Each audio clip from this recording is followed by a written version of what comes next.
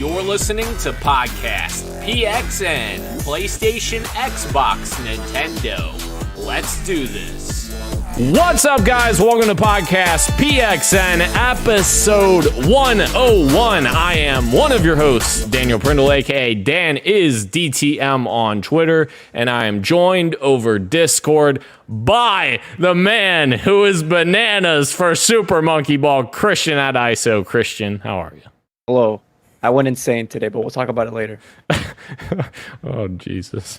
Thank you to everyone watching us live and participating in the chat. Just as a reminder, we are live each and every Wednesday at 8 p.m. Eastern time on YouTube. Just search Podcast PXN, and you will find us on there, as well as twitch.tv/Podcast PXN as well.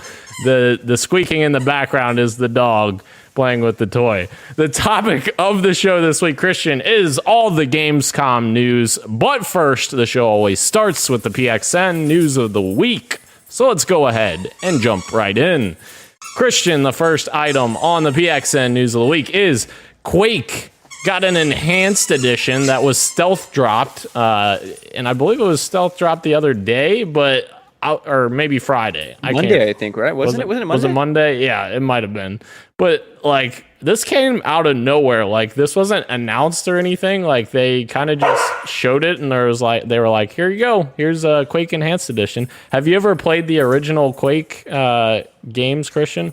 Does this excite you? I played one of them on my cousin's PC, but I was not big into Quake. I was more of an Unreal Tournament kind of guy, and even then, they weren't my games, so it was very much like a peripheral experience for me. But I know it's a big deal for like a lot of people who grew up with this franchise for it to be back and available to play like now. So like I'm very happy for those people because that gameplay is fun. Yeah, absolutely. And it's kind of like a thing like where people are so obsessed with these original games like Doom and Quake and Unreal Tournament and all these crazy tournament-esque games, or like close quarters, whatever you call that, indoor corridor shooter, whatever you want to call it. Yeah. So yeah, I think it's interesting. I don't know if I'll check it out. I think I've played the original Quake a long time ago, but it's been a very long time since I've checked it out, so I might have to check this out. So, quick correction for us. I misspoke. It was actually the 19th of August, so last Thursday this was announced. So not Monday, like I said. Oh, it was last Thursday? Last Thursday, yeah. Gotcha. All right. Well, I took the dog's toy away, and then he just grabbed it off the counter as I was going back to the mic. That's brilliant. This is going well, Christian. They've got the energy today. They're like going at it. Yes, he is. He's insane today. Moving on to the next story, Christian. Call of Duty Vanguard is releasing on November 5th. My question is, do we care? There's a new update that we have gotten on the lawsuit that they are facing. And I thought this was kind of a very, very crappy update that we have gotten that sheds some further light on the bad things that are happening inside of Activision right now. So, Christian, apparently the California DFEH has claimed appointment of law firm Wilmer Hale, and the appointment of law firm Wilmer Hale has interfered with the investigation. And apparently this has claimed that the publisher has shredded documents, and also this lawsuit is expanded to include contractors as well. What the heck?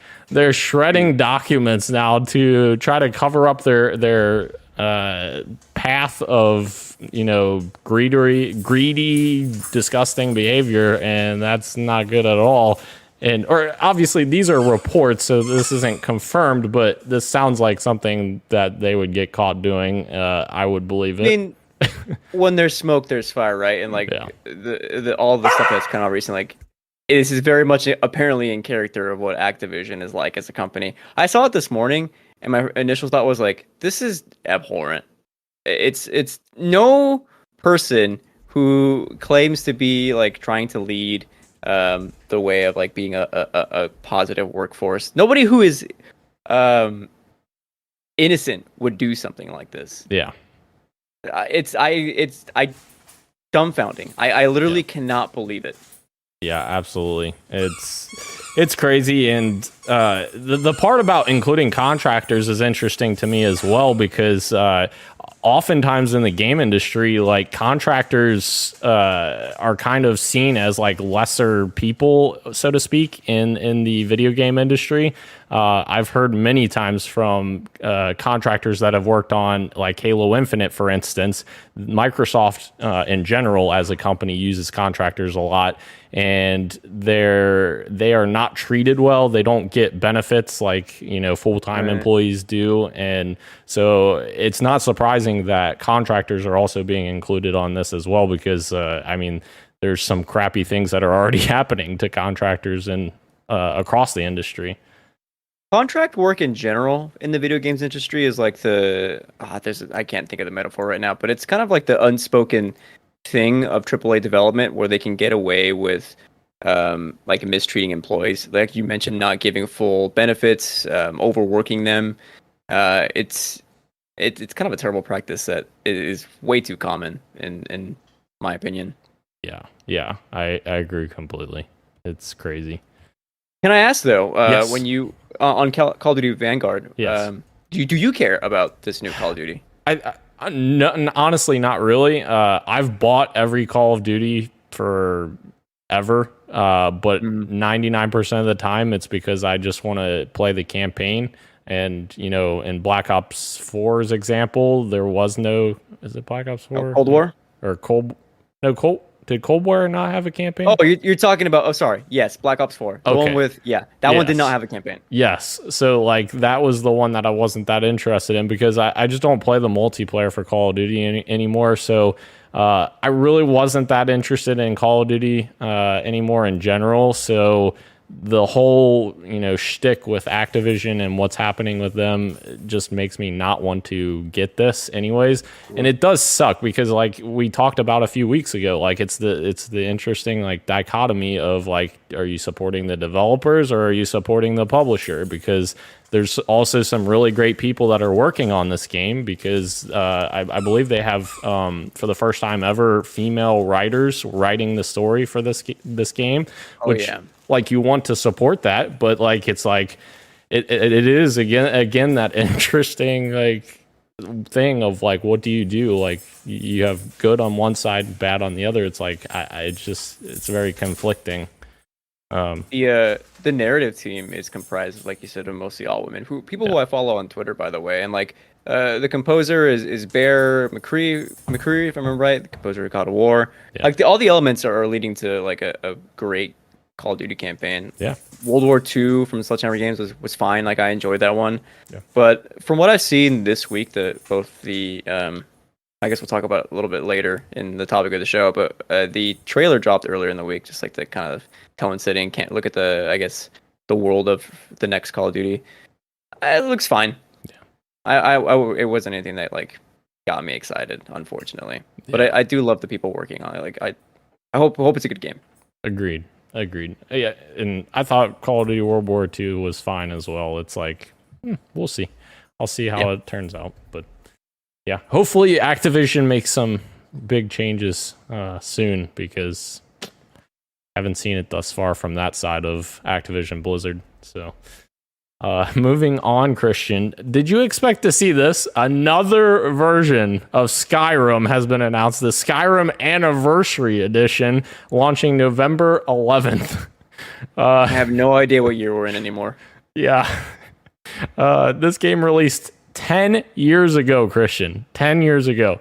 And we're getting another version of the game. This has to be like version number 20 maybe at this point. I don't know. I've lost track. But I can't believe we're getting Grand Theft Auto and Skyrim in the same year. It's the same ones from what? When did GTA 5 drop? 2013? Yeah. This came out in 2011? Yeah. Insane, dude. It is insane. Across 3 generations, these games have been on. Wow. It's insane. Yeah. Spot on. But they are adding fishing, which Okay. That's just a weird thing to add, but all right, cool. But it is cool that they're doing it is a free next gen upgrade. So if you already own the enhanced edition, I think, whatever the Xbox One and PS4 version's called, I can't remember, that will get a free next gen upgrade to this version. So that's cool as well. But yeah. That's awesome for fans who are craving more. I guess any excuse to go back to Skyrim, because that's like the most beloved Elder Scrolls game, like probably ever. Yeah, you know. So like that's awesome for the fans, especially to get it for free. Very cool. Yes, absolutely. I won't be playing though. I'm sorry. Do what? I won't be playing though. Oh, you won't be playing. Oh yeah, I can't blame you there. It's a 10-year-old game at this point, and if you wanted to play this game, you would have probably already played it. So I mean. At this point, we're 10 years down the line. Moving on, Christian, we got some review roundups from both Psychonauts 2 and Aliens Fireteam Elite, which I kind of included that one in here to kind of talk about a little interesting comparison, but we'll get to that in a second. Psychonauts 2 has gotten some very positive reviews thus far. It's at an 87 on Metacritic, which is very solid. And people have been lauding the gameplay mechanics and how original each level is. Like they said that each level is like so unique in its own right, where like you're doing different gameplay mechanics for each level. Like it's not stale because they change it up with every single level. I've never played the original Psychonauts, but apparently this one's an easy one to jump into because someone asked one of the creative guys on this game if like we had to play the first game, and they're like, well, you'll lose like a little nuance or whatnot, but you'll still like, this is a great way to start into the franchise. So I think I'll definitely check it out on Game Pass. What about you, Christian? I was gonna say it's on Game Pass. So if you are you gonna play the first one? Is that what you said? I'm going to check this one out. I have this problem sometimes, and it's similar to your problem with Halo CE, where I can't go back and play old games because it's not the same, you know? Dude, it feels dated for sure, but it's got that Double Fine charm that it's worth at least checking out if you're interested. If not, I mean, there's no shame in watching a recap video on YouTube. I think it's fine. I think the most famous thing from the original Psychonauts game is the Milkman scene, which has been on Twitter. Like, I think I see it once every year. Probably like the most funny thing from Psychonauts. But like, yeah, I'm so excited for Psychonauts 2. I downloaded it last night on my PC, and I have it queued up, ready to go this morning. Because apparently, from what I've heard, it's a Game of the Year contender. Yeah. Shout out to Tim Schafer, the crew at Double Fine. Shout out to Microsoft publishing another the first banger of the year from them, I think. Right. Yeah. And Microsoft giving them money, I guess, more money to help make this a reality. Like. Yeah, incredible stuff. Yeah. I'm so excited. Absolutely. And Christian, Aliens Fireteam Elite is an interesting one. It is kind of it's similar to like Left 4 Dead, except it's like an aliens game. And I think it's third person as well, but I thought it was interesting because it's getting like average reviews right now. It's averaging 70 on Metacritic, which is it's not bad. It's not a bad game. It's not, it's not a fantastic game or anything, but, I think it's interesting because this game is priced at $39.99, and it's almost fulfilling like that niche that, older AA developers or publishers would put out these like, mid-tier games. And I think that's kind of an interesting thing that they're doing. Like, does this interest you at all at $40? Like, does it pique your interest or no? Unfortunately, it doesn't, but I won't lie. It does look fun. I think sort of the AA games can be hit or miss with me. They're only as good as the people I play them with. True. And that's just the kind of enjoyment I get out of those kinds of middle of the road experiences. If I had like a crew of people that I played games with every day who were interested in playing Aliens, like I for sure would probably have a blast playing it for a week or two. And I'm sure I would probably sit at around that 7 to 8 range. Yeah. Based off what I've heard from impressions on Twitter and stuff. But as it stands for me alone, probably not something I'm going to check out, just because I have a lot of backlog games and stuff to check out for the rest of the year. Yeah, I don't blame you. I'm in the same boat. Like, it's definitely an interesting conversation, right? To have that lower price point, especially with next gen games that cost $70 now for, well, in some cases, but like that, it's almost half price of that. So like it is interesting to like think about, like, I don't know what other experiences we could get in the future for like this kind of model of a cheaper price, but maybe not as good of a game, I guess. I don't know. I hope it does well. Like, I like seeing kind of experimental price tags on games because it removes a lot of the barriers to entry, because people don't want to spend 60 to 70 bucks on every single game, right? That's one of the reasons why Game Pass is so good, is that you're able to access games that kind of pique your interest, check them out, and if you like them, amazing. If you don't, no harm, no foul, because you're only spending 10 bucks a month, right? So for a game to come out like this and be kind of an easier entry is always cool to see, and I'm hoping we see more games like that. Yeah, absolutely. Moving on, Christian, we're moving to a story where Ro would absolutely be loving it right now. But unfortunately, Ro's not able to be here this week, and me and you are going to attempt to get through this story. Destiny 2 Witch Queen event happened on yesterday, right before the Xbox event. And also, we got a little bit of a tease of Bungie's 30th anniversary celebration, which is freaking awesome. I am almost back as a complete Bungie fan now. I never left, but like their event on yesterday made me want to like dive back into Destiny 2. Like that's how exciting it was. Like it looked amazing, and all of the changes that they're making have been based on community feedback, and they've been kind of building towards, you know, this Witch Queen expansion, and they have their next expansion, which is Lightfall, I believe is the name, and they just announced another expansion, which is supposed to be the end of the Light and Darkness era or saga, whatever they said, which that's probably still years away, but it is interesting to kind of see them, you know, be very transparent about their future. Whereas when Activision owned the rights for publishing Destiny, it was very opposite of that, where you didn't get this transparency. So it is very refreshing to see. But Christian, this is coming February 22nd, 2022. Is this going to get same you? Day as Sifu.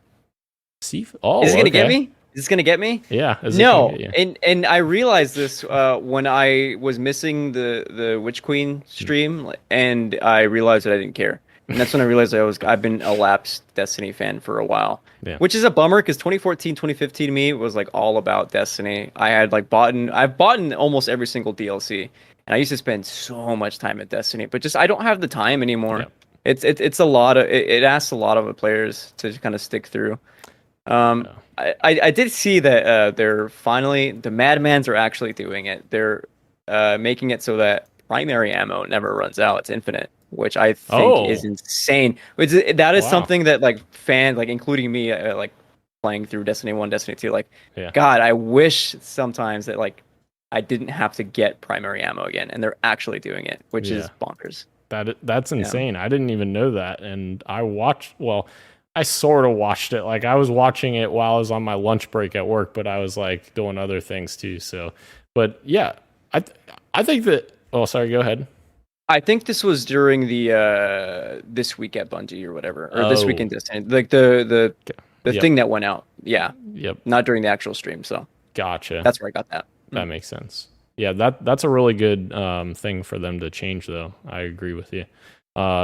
I thought that one of the coolest parts was the new ghost that is like infused with the hive, which is, that looks so good. And in fact, Christian, it looks so good that I freaking bought the collector's edition that comes with that ghost. And I haven't played Destiny in like over 2 years. Why did you?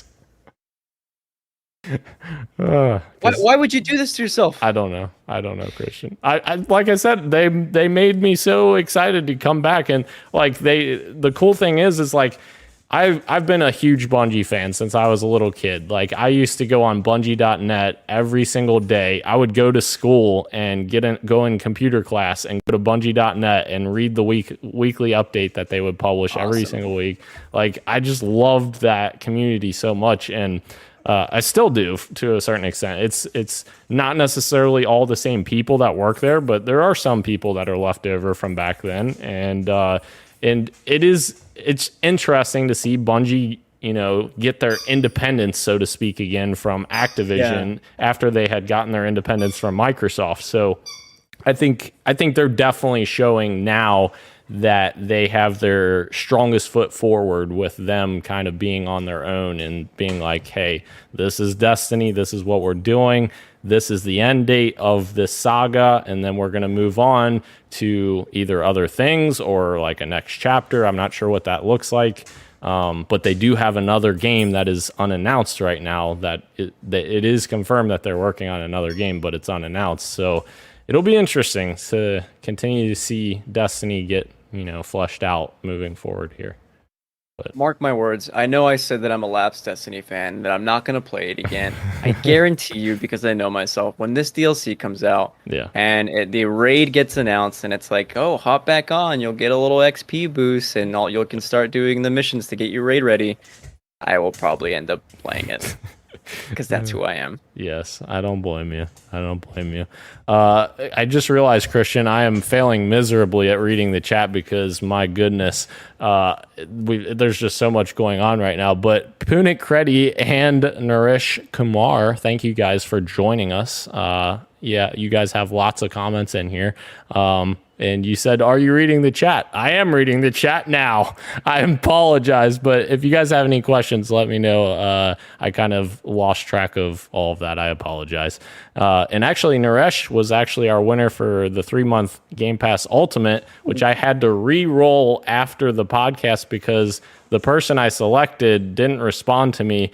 And I had a suspicion that it was going to be like a bot because I clicked on the account, has no profile picture, and there was a creation date of this month. So I was like, okay, this is probably a bot. So I messaged it to kind of test it out. Never got a response. So then I re-rolled it, and Naresh actually won. So I thought that was really cool. That's awesome. I'm glad a bot did not win in the end. Yes. I was not going to put that code in the chat unless I got a response from a human. So, for sure. Amazing. Yes. Congrats. Yes. Congrats, Naresh. Congrats. Christian, the other thing I want to quickly mention, Bungie has a ton of stuff in their store for their 30th anniversary. I, of course, bought a bunch of stuff because I love it. It's so good. But I think it's really cool that they're doing their 30th anniversary stuff. And actually, one more thing, Christian, did you see the 30th anniversary armor sets that they showed off? They had like little needler shoulder pads, like where the purple needles from Halo were like sticking out. It's not like an official partnership that I know of, but it's obviously a direct, reference to that. Is this like clothes or like, I don't understand. Shoulder pads? Shoulder, yes. It's like a shoulder that has like spikes sticking out, like needle spikes. So they're purple needles. Like to wear, like it's a thing I can attach to my shoulders and put on. I think it's like the shoulder. Is there shoulder armor in Destiny, or is it? It might be part of Titans. Okay. Yes. Yep. I think it was the Titan. Because they had 3 different outfits for the Titan, Warlock, and Hunter. But yeah, Hunter supremacy. Yes, Hunters. Yes, I love Hunters. Moving on, Christian, to our next story. Splitgate will remain an open beta for the foreseeable future after announcing more than 10 million players in under 30 days. That is insane. Yes. This is like verging on like Fortnite territory back when it was first getting started as well. Like that's a lot of people playing the game. And my question is, Christian, will Splitgate outlast Fortnite's beta? Because Fortnite was in beta, I feel like, for like 2.5 years or something, or 3 years. Which is nothing compared to Minecraft's beta. Let's remember this. Yeah. I don't know. That's hard to tell. My only concern is whether or not Splitgate will stay with like this high player base through the fall, with 3 banger multiplayer games coming out with Halo, Battlefield, and Call of Duty. Like that's honestly my concern, and it'd probably be like my concern if I was working at Splitgate. Yeah.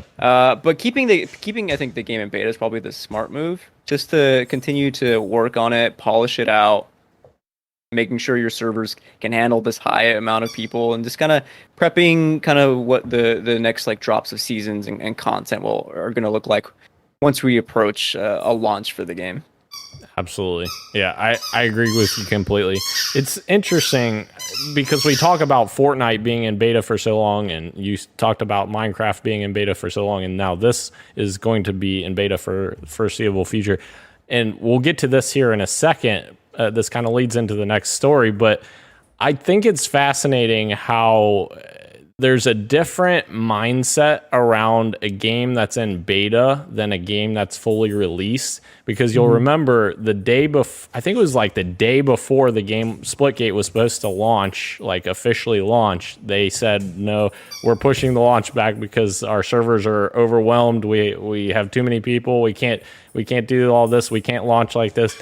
So I do find it fascinating that people are accepting of it because it has that beta label. So my question now, to lead into our next story, Christian, Halo Infinite announced late last week, that co-op campaign is being delayed and Forge is being delayed, which Forge is their map editor and map creator. And so co-op campaign is being delayed by one season, which is 3 months. The seasons last 3 months. Yeah. And Forge is being delayed 2 seasons, which is 6 months. So my question is, like, there's been some outrage from the Halo community for co-op campaign specifically. There are Forge people upset as well, but co-op campaign has been a mainstay in Halo for so long that people are upset about that.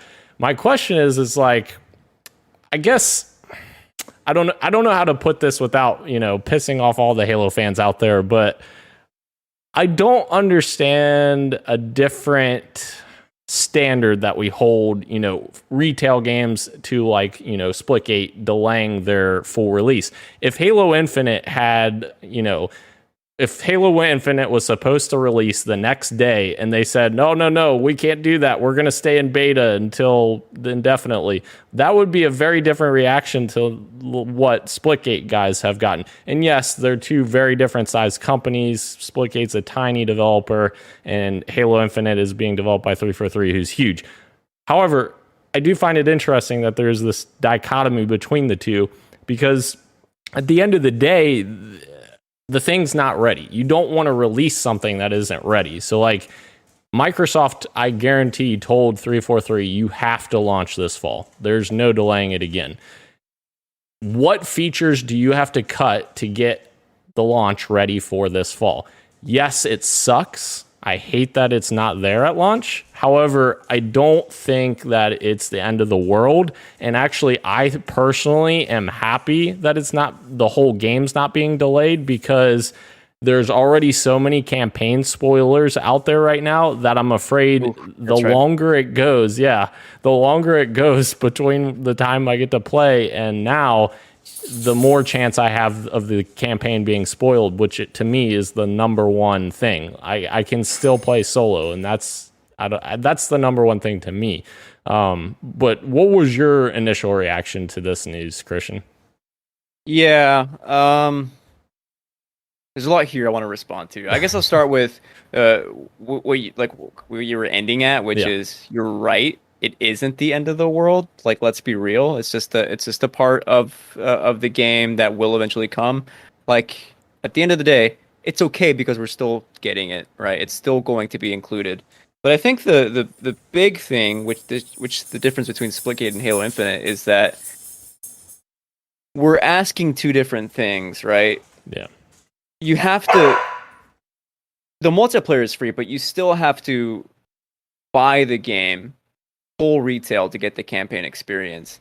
And to have a part of the campaign that they were making that was supposed to be in it delayed, right, until sometime next year, is, I think, a little bit of like, people are justified in being a little upset because it is disappointing. Yeah. And you said it, like, it's a mainstay of all the Halo games. So I can see where the flashback is coming from fans. Forge is kind of a different thing because that community I think is smaller, even though they are a very vocal community, from my understanding. Yes. I think it's perfectly fine if that's coming later. That seems to be kind of an aside, right? That's more multiplayer focused. The campaign stuff, there's no right answer, right? Because if they delay it, fans are going to be mad, right? But if they release it with something missing, fans are still going to be mad. So you're kind of damned if you do, damned if you don't. I don't know what the right answer is. Yeah, you're exactly right. Like if they had pushed this game again, like delayed this game again, people would have been flipping out, and people would have been saying, "Oh, what's wrong with Halo Infinite? What's wrong?" Yeah. At the end of the day, the game just didn't have enough time to get the features in that they needed to get in, that they wanted to get in. That's the problem. Like, games are never finished, so to speak. Like, a lot of game developers always say that. Like, our game, if we kept developing the game until it was quote unquote finished, we would never finish the game, because there's just there's so much that you want to add and continue doing. So I didn't know Gage was going to be in our chat, so I know he has a differing opinion. So Gage says, I think expectations of quality for content are based on whatever caliber that the creator of said content markets the game at. Flagship title expectations will always be higher than indie. Yeah, true. Yeah. I agree with that. Absolutely. King Gage enters the chat. Yes, he does, Christian. Yeah. So are you upset at all that I think you meant? Are you do you care that co-op is missing? Am I sad that co-op's not there at launch? Absolutely. Like, I wish it was there, but 99% of what I play is solo in terms of campaign. So like, my first playthrough, I had already planned to be completely solo, because I like to have that solo experience. I like ingraining myself in that world. Like, I don't want anyone like chatting with me like, hey, look at that. Like, I want to just experience it all the first time myself. So that's why, personally, for me, and obviously not everyone's like this, but for me, this is actually going to work out pretty good, because 3 months later, co-op's coming, and that's a pretty good amount of time for me to be like, all right, I'll pull in some friends to play with.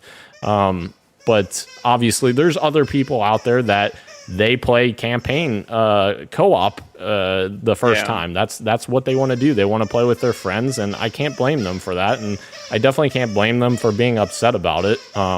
It's just something that, it's a reality, and we just have to deal with it, I guess. Hope the game is good. Yeah, absolutely. That's all I care about. If the campaign's good, then I'm good. If the story's great, yes, like you said, I'm good. And we already know the multiplayer is fun from what you played of the flight, so. Absolutely, yeah. Me and Gage both have played the flight. Both of us love the gameplay, so I think yes, you're absolutely right. That's the most important thing. Of course, Gage is trolling me in the chat saying Halo Infinite equals dead game. That's not. He's joking. It doesn't exist, dude. It's been delayed indefinitely. Yeah. Moving into the games we are playing, Christian, we are actually doing pretty good on time, because it's just you and I this week. Awesome. So I have been playing Rust again with one of my buddies. He literally pulled me back in. And wanted me to play with him, so I've been playing that with him, and it's been very interesting. I actually have a very funny story that I thought that was cool. So essentially we got like a lot of stuff. We got a nice base built and a ton of stuff that we accumulated. Somebody raided us, and I was so defeated. And this is usually the time that I quit, because I've played, previously with him, and like I'll play for like 3 or 4 weeks straight with him, like, throughout the week. And then I'll be like, all right, I'm done, because something happens to piss me off, like getting raided and lose everything. So this was one of those moments where I was like, all right, I'm going to be done, I guess, after this. I kind of just started wandering around the map, and I encountered a random person, and I was like chatting up with them. I was like, yeah, we got raided. I'm just kind of wandering aimlessly around here. He's like, oh, we actually just raided a base right over there. I can give you the codes for it. I was like, all right, well, I'll see I was like, all right, I'll see if there's anything in there. Well, in the game, you can change the codes after you raid a base. You take off the doors and you put your own on and put your codes on. He put in a code on this door, okay, and gave me the code for it. All right, cool. So then he gets offline, and I'm like, let me just see if this opens the front door to his base. It opened every single door in his entire base. And this dude's base was massive, had tons of stuff.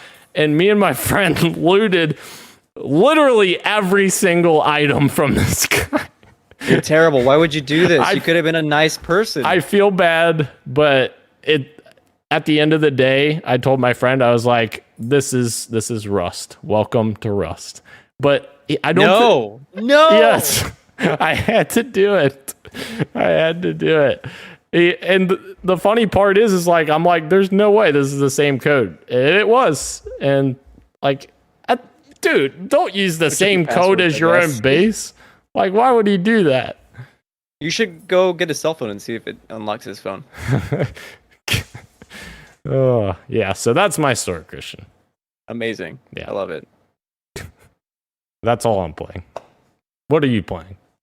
Well, first of all, you need to finish Ratchet and Clank Rift Apart. I know. I do. It's a very short game, Dan. Just get it over with. I know. And I'm so close too. Like I know I'm close to the end.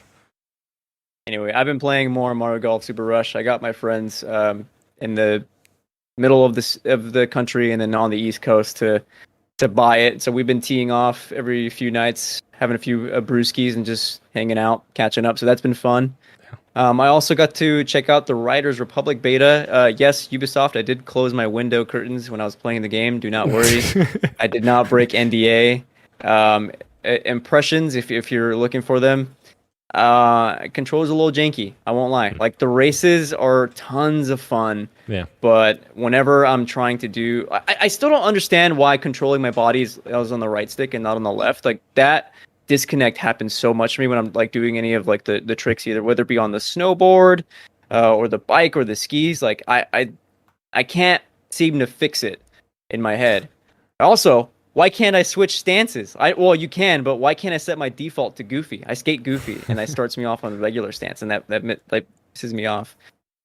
Character customization, not enough there. Why is green like a green skin tone one of your main skin tones? That's so strange to me.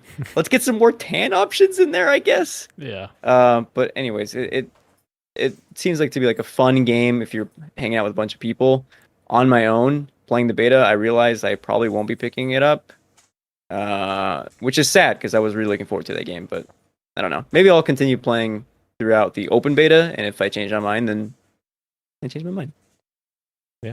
Last game that I played this week was a new Game of the Year contender for me, which is The Forgotten City.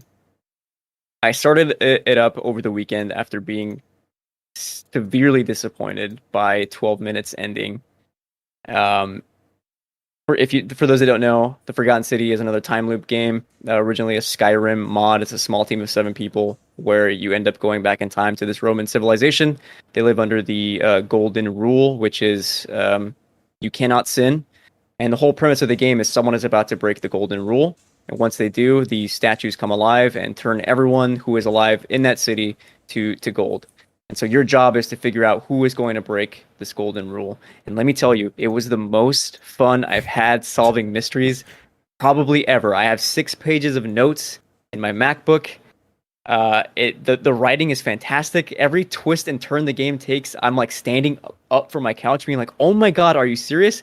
I got the canon ending last night and I almost started crying at the end. Like it was that good of a game. It was awesome. Dang. So it's up there in terms of like quality games that I've played this year. Like, nice. Thank you to that team. Fantastic. So kind of the opposite of 12 minutes ending. I'm just kidding. Yeah, no, absolutely. Yeah, that was an interesting one. Christian, we have Roro joining us in the chat. He's trying to get ahead of us here, talking about some Ninja Turtles. Oh, I guess somebody asked him whose favorite Ninja Turtle is. We won't say who asked. Yeah. Christian. Moving into the topic of the show, speaking of, Gamescom 2021 has happened, Christian. Xbox led it off with the Xbox Gamescom conference. So, I got some highlights here. There's quite a bit that What are your highlights? I want to know what the highlights are. Yes. It was definitely not, it was not their E3 showcase. It was a smaller, and I didn't expect anything out of this event. Like, a lot of people had, I think, a little bit unrealistic expectations for it. But I do think that it was okay. There was some good stuff in there, but overall there wasn't a ton of substance there. But anyways, Forza Horizon 5, Christian, still looks absolutely freaking stunning, and I absolutely can't wait to explore Mexico in that world. That is absolutely beautiful. And they revealed the cover art, which is equally beautiful, and they unveiled a controller. Yes, the controller looked amazing. So wait, you don't use a controller on PC, right? Or do you? Hey, what are you talking about, Dan? It's right here. Oh, so are you going to get the Forza Horizon 5 controller? No, I do not need to spend money on more controllers. Sorry. No. I understand. And the special edition ones are always more expensive too. So yeah, obviously that's a bummer as well. We'll talk about it later. But there's a certain controller that was announced today that I looked at the price and I was like, absolutely not. Yeah, it's a hot controller, but absolutely not. I'm sorry. I think we know what we're talking about, but we'll get there. So Forza Horizon 5, absolutely phenomenal. Dying Light 2, I thought looked pretty good as well. I'm excited to kind of see more from that game. It's kind of been on hiatus for a while. They did say that they were, going to have twice the number of parkour moves that the original game had, which I thought was really cool. That's one of the cool parts about the original game, is being like very Mirror's Edge-esque with the exploration and that kind of stuff. So that got me excited. Reversal looks awesome. There's a part of that clip where the protagonist jumps off a building, turns around, and then throws like a hook, and then they jump into like the bottom of the window. Like, that was very cool. That was cool. Super cool.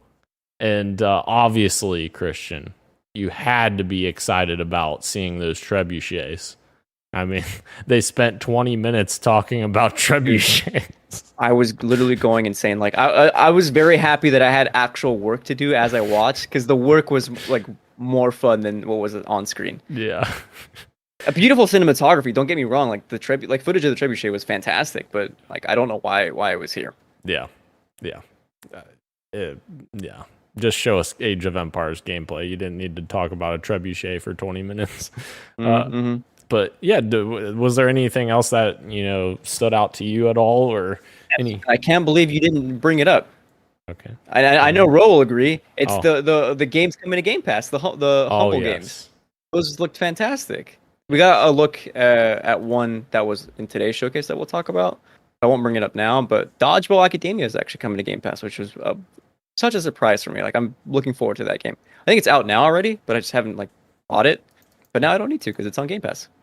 You know what? That's why you and Ro are like the indie experts, I guess I'll call it, because I feel like that's like a blind spot for me as the indies. Like, I'll enjoy some of them, but like, it's usually the bigger indies that I enjoy. I don't ever pay attention to these smaller ones, and that's a fault of mine.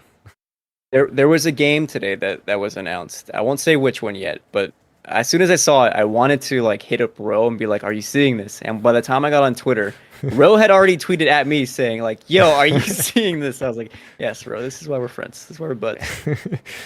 Ro says in the chat, "Indies for the win."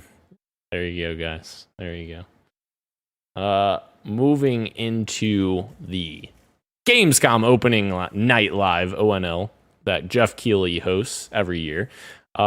I thought this was a very good show. I feel like Jeff has really stepped up his opening night live, E3, and Game Awards presentations the last couple of years. I feel like he's done a really, really good job of getting exclusives that are very cool, and very interesting. And that's one of the things that people were talking about that was missing from the Xbox conference was Halo Infinite. People were freaking out like, oh my gosh, is the game getting delayed again? Where is it? Halo's not here. I'm like, guys, Jeff Keighley's show is about 10 times larger in terms of audience than the Xbox presentation. I get the Xbox presentation. You know, you probably should show your own content, but at the end of the day, Microsoft's trying to get as many people to see like what they're doing as they can, and everyone who's watching the Xbox event is also watching the opening night live event most likely. So I feel like that's the reasoning why they were going to do it. But people were freaking out, Christian. Halo fans were on Twitter saying this game's getting delayed again. I'm glad it isn't. I mean, there's still a chance it is, but I don't think it will be at this point. But I know we moved on, but this honestly, this kind of was a sign for me for Xbox to be like, why did we even have a conference for you to begin with? Like, I think a solid Xbox blog post would have sufficed, and I think it would have felt a lot more powerful. Yeah. But I don't know. I got my eyes on a lot of games, like the humble games. So even what they did last year, last year they did those monthly Xbox presentations or whatever. They could have just did one of those, and they could have shortened it to be like a half hour. Like they did not need an hour and a half or however long that was. That it did not need to be that long at all. And that would have been, sufficient. But yeah, I agree. Before we go to the breakdown, I have a question for you. Yeah. What would you rate today's opening night live? What would I rate it?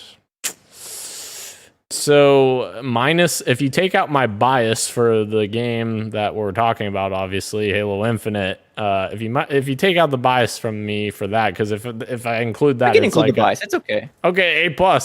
But all right, never mind. If I'm being realistic, I'd probably say a solid B. I'm with you. Yeah. Mostly the ads and the bizarre awards that they were giving out just took me out of the experience so much. Yeah. Why are 2022 games that aren't out yet winning 2021 awards? I don't know, but here we are. Otherwise, pretty solid conference. And the bizarre thing of that is reading the details for the entry requirements for the awards for the Gamescom awards. All you had to do was just submit video footage of your game that was 10 minutes or more, and it could be previously already seen footage. So like you didn't even have to be, at this event or, at Gamescom in general. All you had to do is just submit gameplay and you would be entered to, win an award, which is kind of a little weird, but I don't know. I didn't even think Elden Ring had 10 minutes of gameplay available. Yeah, that's true. Yeah, that's true. Thinking about it, gosh, I don't know that. I guess cinematic might count as well, like their cinematic trailer plus that. I don't know. It'd be interesting to count that runtime. Anywho, Christian. So we got a bunch of news, a ton of stuff. So there's no way I could go through all this. I will attempt to go over the highlights, or like both of us attempt to go over the highlights. Yeah. But obviously the biggest thing here, Christian, Bus Simulator 21. No, I'm kidding. I saw this in the pre-show. I was very excited. I'm just kidding. Yeah, I'm kidding. I was like, wait a minute, is he actually interested? No. They started the show with Saints Row. Did you ever play the original Saints Row trilogy? Like, I played Saints Row 2 at my friend's house. Yeah. I had Saints Row the 3rd, and I checked out Saints Row 4. None of them ever hit for me. Really? Yeah. Interesting. I started with the first Saints Row and played through every single Saints Row game, but my favorite will always be Saints Row the 3rd because it was just so crazy and zany and over the top, and I loved it. I think it's interesting that they're going back to their roots, so to speak, with this so-called reboot. I don't know if they're calling it that, but essentially it looks like a reboot. And the only thing I'm not sure of yet is I don't know if it still has complete zaniness there still. There was a little bit of zaniness with the helmet that the dude was wearing, but there wasn't that over-the-top zaniness. Like, you have that zaniness, then you have Saints Row. And it's like... So...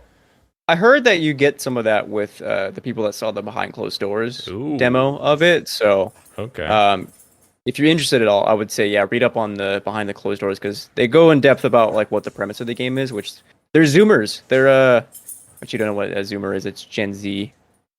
Maybe they're millennials. I don't know. They're doing like a tech startup kind of deal, but like underground. They're criminals. Yeah, cool stuff.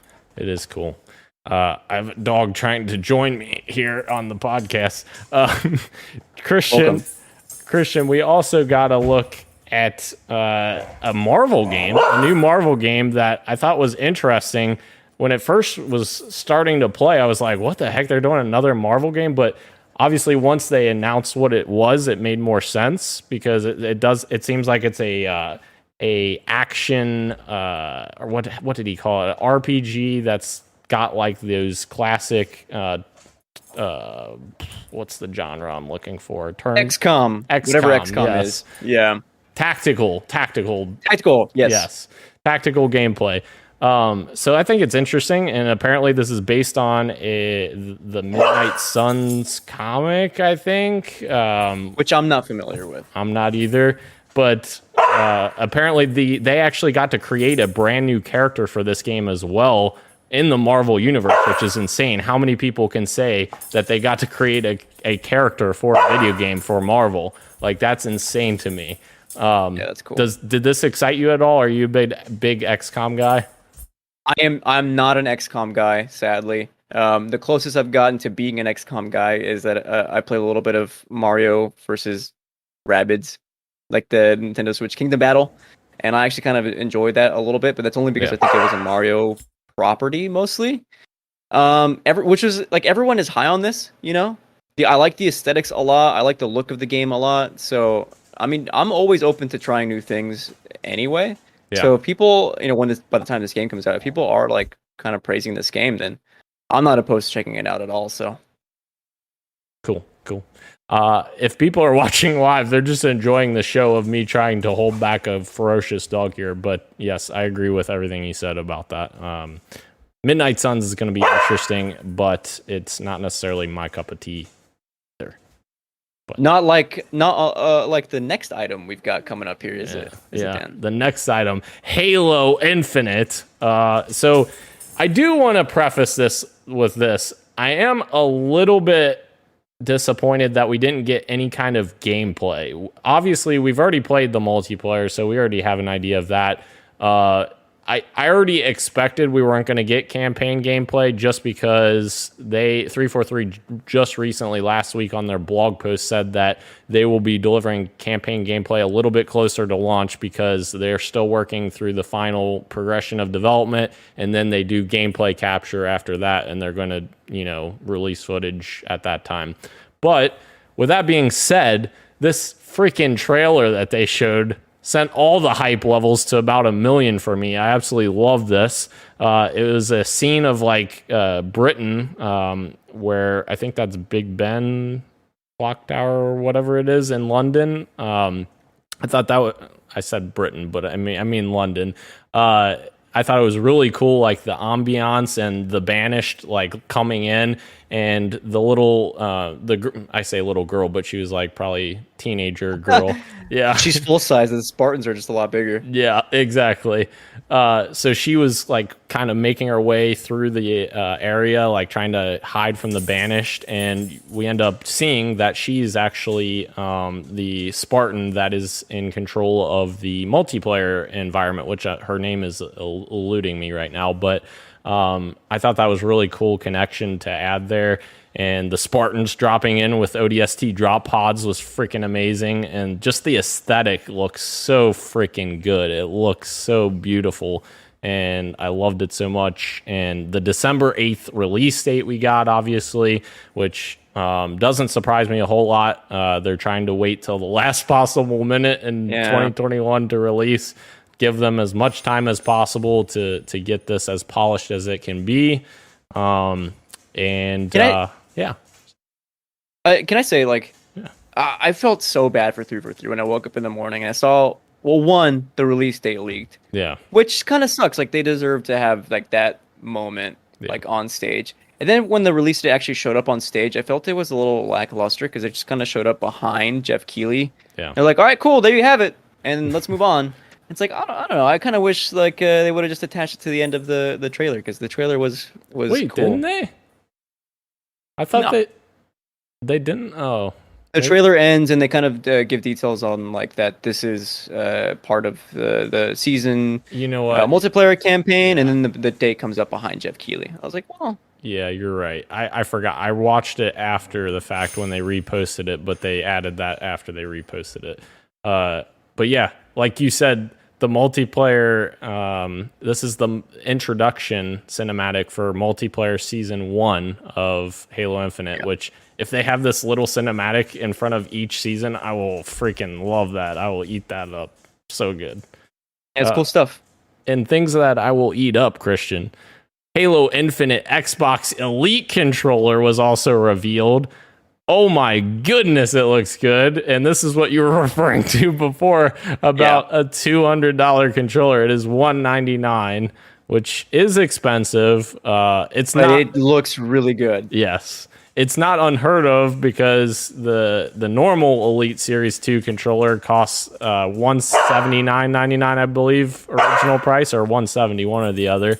So it's not unheard of that this is going to be that high because the extra premium of the custom version. But yeah, I already have one ordered, Christian. Don't tell anyone.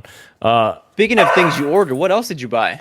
What else did I buy? Well, let me just tell you, Christian. Halo Infinite Xbox Series X limited edition console was also unveiled, and I pre-ordered that from Target. But my gosh, that was a process to get that pre-ordered. It dropped originally just on Microsoft Store, and people were saying they thought that it was only going to be released on Microsoft Store. And I started freaking out because I tried to get in right away. I refreshed the page constantly. As soon as it went in stock, added it to my cart, went to the checkout, and it was out of stock as soon as I went through the checkout. I was like, are you freaking kidding me? It was literally seconds. And so I was freaking out. But then one of my friends on Twitter, and actually I know him in real life, Crocodile Rungy, Jacob Rungy, he actually sent me a tweet with Target as soon as it went live, and shout out to him because I was able to secure one from Target. So super happy about that. And the nice thing is, Christian, I could just sell my current Xbox Series X and pretty much, break even from my new console. That's awesome. So, and the dog good for you. Pulled his collar off. But yeah, I'm excited about it and ready to play some more. Ready to play the next test. Speaking of things we're excited for, yeah. The next thing that was announced in the show, I think, is my favorite thing we saw across the entire that's not true. There was a few other highlights, but this was my first major highlight of the show. Can you guess what it is? I'm gonna guess Cult of Lamb. Cult of the freaking Lamb, dude. Are you kidding me? This looks awesome. I like a dungeon crawler-esque. Like I love the animation style of this game. You play as a lamb, like as a cultist satanic lamb. You're like sacrificing the other animals in the forest to gain powers. I want to know more about it, and I want to play it. This looks awesome. Yeah. It looks very interesting. I like the art style for sure. It's like I don't know if it's like a Oxenfree-esque, like it kind of gives me that vibe a little bit, but like with more color, obviously. I don't know. Maybe that's a poor comparison, but I don't know. Christian Rose in the chat, and he said, excited to see the gameplay from Marvel XCOM. I completely have been neglecting the chat once again, so I apologize, Ro. And CGI trailers need to stop. My God. Yeah, that's true. And the Halo Infinite CG trailer was CG, so yeah. Yeah, true. And he also says, Jeff, a creepy, cute roguelite. Me. Sign me up. All right. Oh, yeah. There we go. I agree, bro. The next one, Christian, TMNT Shredder's Revenge, which I believe Ro mentioned a little earlier, saying April O'Neil was going to be his favorite character to play as, but his actual favorite turtle is Mikey. So this is really cool, though. April O'Neil we can play as, Christian. Are you excited to play as her? No, because I play as Donatello exclusively. But very cool. I love that April's in the game as a playable character. That's like that. objectively freaking rules. Like I'm so happy about that. Also, like TMNT, like Turtles in Time, what a freaking game! So, I'm so excited to jump into this one. Yes, agreed completely. It's so cool that they're making a sequel like to such an old game that in that style. Like I love it. It is really nice looking. Yeah. But Christian, I think we're moving to maybe, something that might make you a little bananas. Bro, I yelled. I yelled. Okay, I know they announced minigames before, but when they were going through and spending time legit showing all the minigames from those Super Monkey Ball games, I was losing my freaking mind. I had forgotten about so many of them.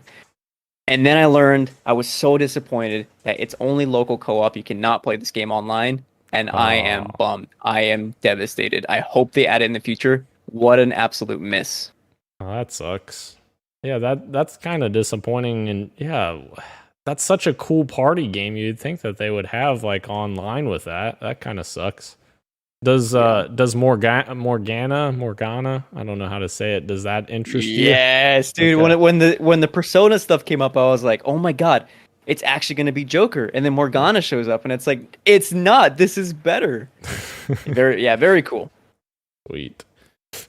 Christian, speaking of Splitgate from our news earlier, Splitgate Season 0 was announced, and it is out now, actually.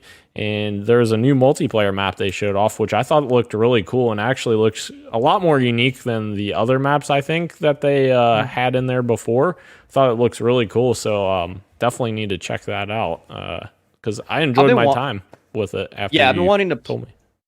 Yes, I've been wanting to play more because there's a 3v3 game mode in there that's like round based, where it's almost like not search and destroy, where you're not having an objective, but it's like last team standing sort of deal, which I think is the best mode in that game. Like it's super strategic and very fun. Interesting. That does sound cool. Lego Star Wars: The Skywalker Saga will finally launch in spring 2022. Christian, you play a lot of the Lego games or no? I used to growing up, yeah. I love the change in camera that they've done, where it seems a lot more like close and intimate, and it's more like third person other than like, top down.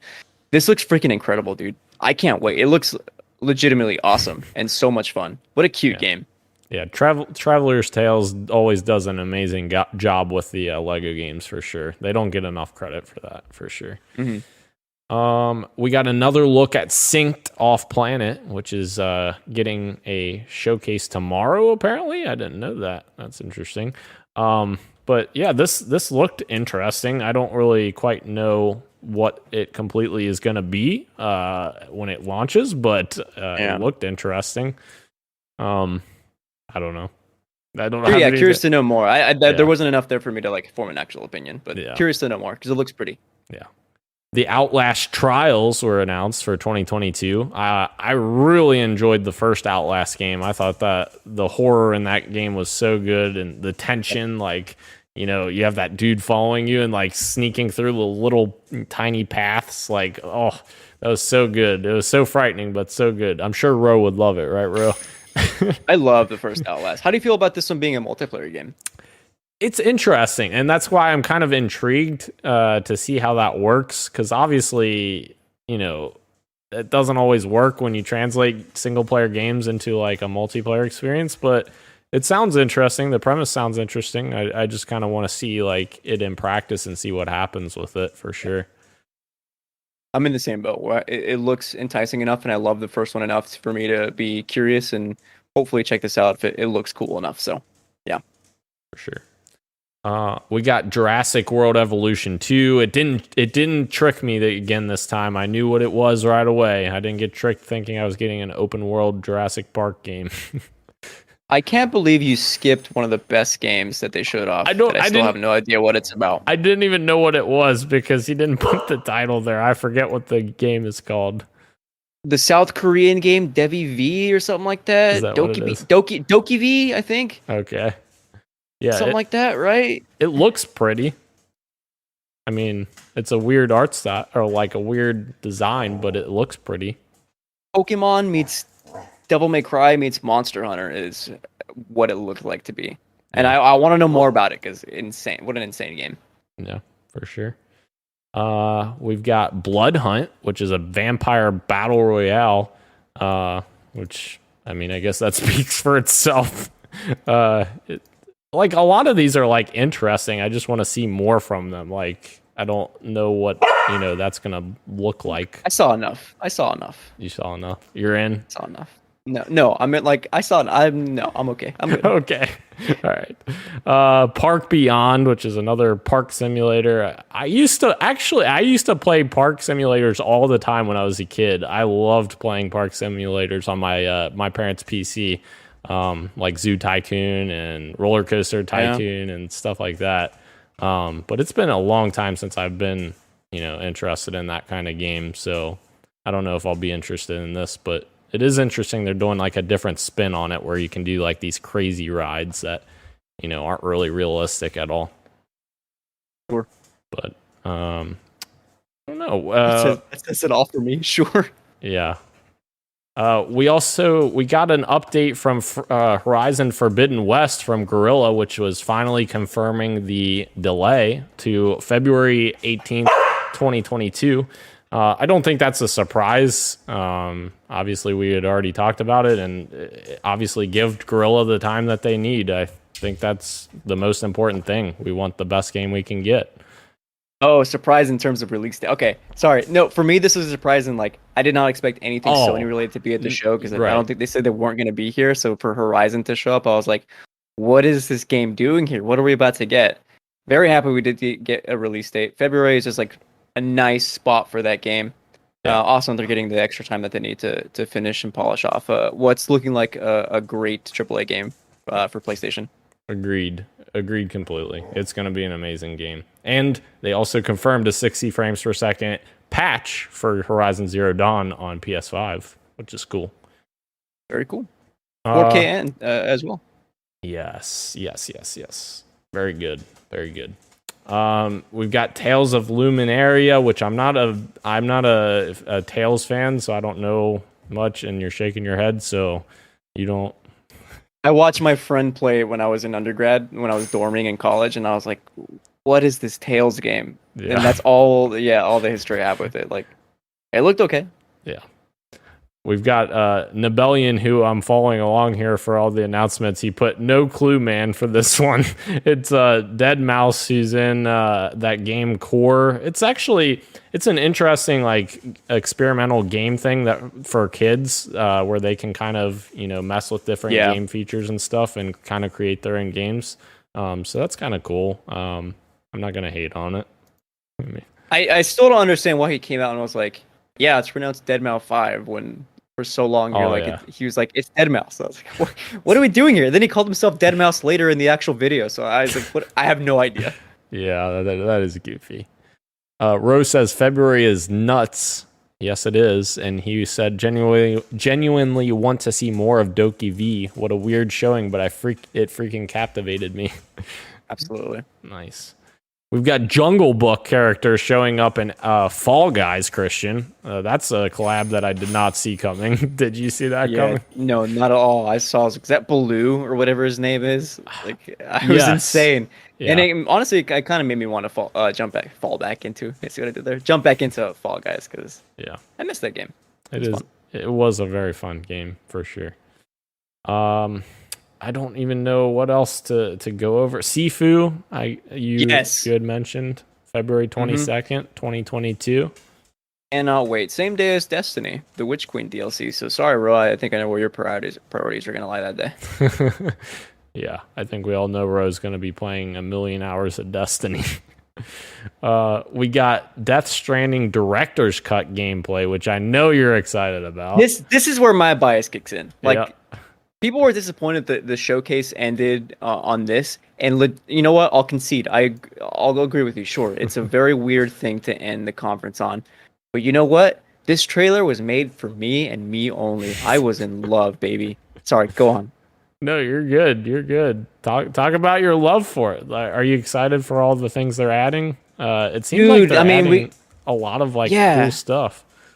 There's the firing ranges that we've seen before. There's I think that looks really cool is like these extra side missions, like deliveries that you have to do where you're forced into these like close quarters scenarios where you have to rely on stealth mechanics and some of the more action mechanics that were kind of few and far between in Death Stranding. And look, for me personally, I think that was like a good thing in the core game. Like the shooting in that game isn't as good as the walking and the climbing, which is a very weird thing to say in a Kojima game, but like legit, like it's weird. So yeah, that looks really cool. There's a whole bunch of stuff that when I saw, I was like, this is game breaking. Like there's like hover backpacks, the buddy bot you can ride on. There's like catapults. And I think from what I've gathered is that some of these more intensive resources that you can use in Death Stranding will be available to you later in the game. Because the early game has some cool stuff too in the original, but that isn't introduced until later as you progressively start to get more gear and start to traverse the USA. So I don't think it'll be actually game breaking. Otherwise, yeah, cannot wait for this game. September. Yeah, I'll shut up now. I'm sorry. No, you're good. You're good. In the racing mode, that looks kind of cool as well. It's kind of like an original like racing type thing inside of Death Stranding. It's kind of crazy. Cannot wait, dude. Yeah. Perfect timing. I've got a video essay coming out soon on like Death Stranding, so like nice. I'm already downloaded the trailer to include it in the video. I have to rework some stuff, but yeah. Nice. Yeah, and you say it's weird that it ends with this, but it's Jeff Keighley. He loves Hideo Kojima, so it's not that surprising or crazy because he freaking loves that man more than he loves anything in the world. But and actually, Christian, there was one more announcement. Jeff Keighley will be in Muppets Haunted Mansion on Disney Plus. That was almost like a shameless plug for him. He's like, all right, I did all this work to put this show together. At least, like, watch this. I'll be in this cool thing. Yeah, I couldn't quite tell if it was, like, Disney, like, an advertisement, or if it was just like, yo, check me out in this show. I legit couldn't tell. It was so weird. I think he was just genuinely excited to be in Muppets because, like, ever since he got the Muppets to show up at the Game Awards, he's talked about how much he loves the Muppets and, like, he's talked about before how much he would love to have a Muppet of him created, like all of this stuff. He's like obsessed with the Muppets. So I think it's just him being genuinely excited about it. But yeah. Congratulations, Jeff. Yeah. Congrats, Jeff. Anything else you want to talk about, Christian, before we close out the show? No, I think we wrapped it up. Well, I have one thing to say, Christian. Okay. Halo Infinite is 343's Halo 3. Nice. As I always say. Stay on brand. Stay on brand. On brand. Thank you again to everyone joining us both live on YouTube and on Twitch, as well as podcast services everywhere, including Apple Podcasts, Google Podcasts, SoundCloud, Spotify, and Stitcher. Thank you, Christian. I am Daniel, and this has been Podcast PXN, and we are out. Much love, and keep on gaming. Super Monkey Ball, baby.